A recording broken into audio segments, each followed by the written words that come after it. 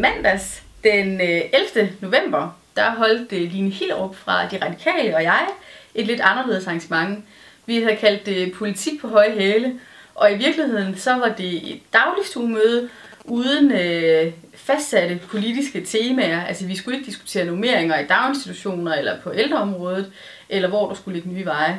Det der sådan skulle være fokuspunktet, det var kvinder i politik, og det handlede i virkeligheden ikke om kvoter og alt muligt andet gøjl, men det handlede om det der med at være kvinde, og nogle af de både positive og negative oplevelser, som der er i det, og de fordomme, som vi samtidig bliver mødt med.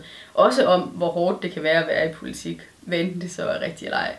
Og vi har valgt at holde det som dagligstuemøde, så det blev hjemme ved Lene Hillerup i Gellerup, hvor vi samlede sådan 10 kvinder, 3 mænd, og så os selv og en journalist og en fotograf fra Herning Folkeblad.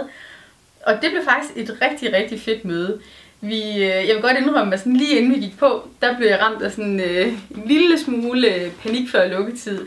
Og jeg var en lille smule i tvivl om rammerne i virkeligheden var for løse for det, når nu man beder andre mennesker om at bruge sådan 1,5-2 timer af deres tid på det. Men det blev en aften med masser af grin og med helt fantastisk erfaringsudveksling.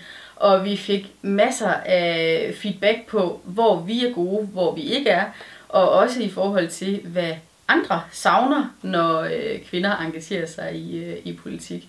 Så jeg gik meget, meget beriget derfra, og jeg var vildt glad. Og både Line og jeg var fuldstændig høje efter arrangementet. Vi havde en fed aften og har fået de fedeste tilbagemeldinger på det her arrangement. Så selvom det er et af de mindre arrangementer, så er det for mit vedkommende et af valgkampens bedste.